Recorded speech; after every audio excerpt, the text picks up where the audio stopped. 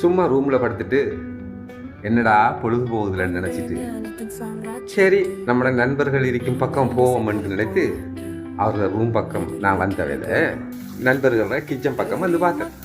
அப்போ தான் பார்த்தேன் எனது நண்பர்கள் சரியான ஒரு கறி ஒன்று சமைச்சிட்டு இருந்தார். சரி அதை நம்ம ஒரு வீடியோ ஒன்று பண்ணி பார்ப்போமே வந்து உங்களுக்காக இந்த வீடியோவை நான் உங்கள் முன்னிலையில் வைக்கிறேன். சட்டியில் வெங்காயம் வெள்ளைப்பூடு பச்சை வச்சிக்காய் எண்ணெய் ஊற்றி வதக்கி கொண்டிருக்கிறார். மறுபக்கம் தக்காளி பழம் கருவேப்பிலை வெட்டி தயார் நிலையில் வைத்திருக்கிறார். இன்னொரு பக்கம் மீனை மசாலா போட்டு வைத்து கொண்டிருக்கிறார். அடடா என்னடான்னு பார்த்தா வதக்கின அந்த வெங்காயம் கொச்சிக்காய் வெள்ளைப்பூடு போன்றவற்றுக்குள்ள உருவ அரிசியும் கொஞ்சம் போட்டு விட்டார். சுவையின் சிகரம் போல் தெரிகிறது எனது நண்பர். பாருங்க, சுவைக்காக சுவையூட்டிகளும் அதற்குள் கலந்து கொண்டிருக்கிறார். என்னோட பேசிக்கிட்டு இருந்தாலும் அடிக்கடி அவர் சமைக்கும் சமையல்ல அவர் மிகவும் அக்கறையாயிருக்கிறார். பாருங்க, சிரட்டையால செய்யப்பட்ட அகப்பையால கலந்து ஒரு பொன்னிறமாகும் வரைக்கும் அந்த சேவையை அவர் செய்துகிட்டே இருக்கிறார். அதடா இப்போதை இவ்வளவு வாசமண்டா இந்த கறியோட அந்த உணவை நம்ம சாப்பிட்டா எப்படி இருக்கும்? இன்றைக்கு ஒரு குடி குடிக்காம நான் என்ற நண்பன் ரூம்ல இருந்து போகவே மாட்டேன்.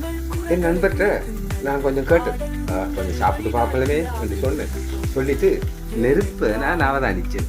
என்ன சின்ன நெருப்பா வச்சிருக்கிறார்? அதுக்காக அவர்கிட்ட நான் கேட்டேன், என்ன சிறிய நெருப்பா வச்சிருக்கீங்க, கொஞ்சம் அதிகமாக வச்சா குயிக்காக சாப்பிடலாமே என்று. அதுக்கு அவர் சொன்னார், சிறிய நெருப்பில் வேக வைத்தால்தான் சுவை அதிகமாக வரும் என்று. பாருங்க, இப்ப தக்காளி பழம் கடைசியாக தான் போடுறார். அதை போட்டு விட்டு அதையும் ஒரு கண்டு வர போலாம் விளங்குது. பாப்பமே இருந்து அடடா நான் நினைச்சது போல அவர் புரட்டி எடுக்கிறார். ஓஹோ, இதை சாப்பிடாம நான் எப்படி எந்த ரூமுக்குள்ள போறேன்? வெளிநாடு என்றாலே ஒரு புது அனுபவமான வாழ்க்கை. இந்த வாழ்க்கையில பல விஷயங்களை நம்ம படிக்கலாம். இப்ப போட போற தேவையான அளவு உப்பு. நீங்க நினைச்சாலும் இப்படி சமைச்சு சாப்பிடவே இயலாதுங்க. முடிஞ்சா ட்ரை பண்ணி பாருங்க. ஆனா சாப்பிடுங்க, பார்த்துட்டு கண்ணை மட்டும் வச்சிடாதீங்க. ஏனண்டா நானும் சேர்ந்து இல்லையா இதை சாப்பிட வேணும். ஒரு பாக்ஸை திறந்து என்னென்னையெல்லாம் போடுறார். இப்போ மஞ்சத்தூள் போடுறார் பாருங்க. ஆஹா, உடல்ல உள்ள கிருமி நாசினம் அழிப்பதே அவரோட திட்டம் மாதிரி. ஆஹா, மிக்ஸ் பண்ண மிளகாய் தூள்,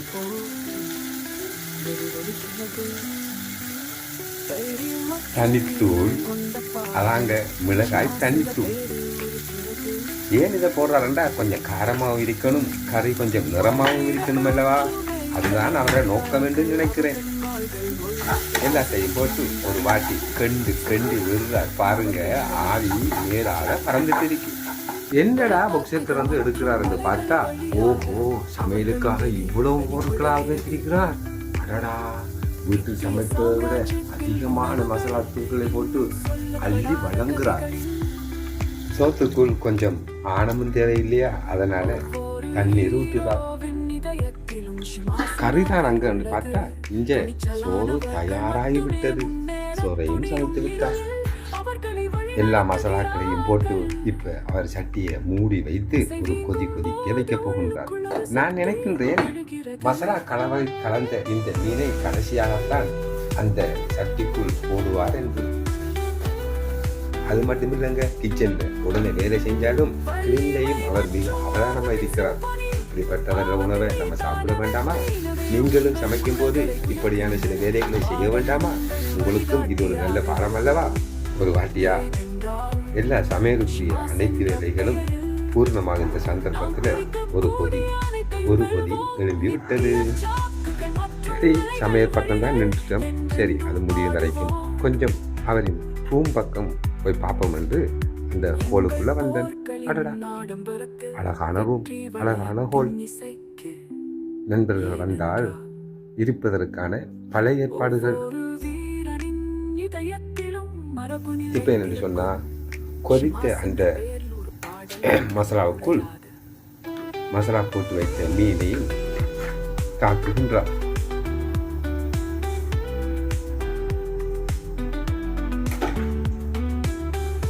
உங்களுக்கு ஒரு விஷயம் தெரியுமா? நான் மசாலா போட்ட மீன் என்றான் குறிப்பிட்டேன்.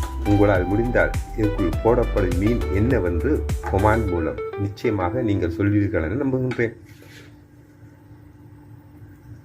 இந்த மீனின் பெயர் என்ன என்பதை உங்கள் பின்னூட்டங்கள் மூலம் நான் எதிர்பார்க்கின்றேன். சமையல் தயார். உங்கள் பின்னூட்டங்களைத்தான் நாங்கள் எதிர்பார்க்கின்றோம். நாங்கள் கேட்ட கேள்வி, இந்த சமையலில் நாங்கள் போடப்பட்ட மீனின் பெயர் என்ன?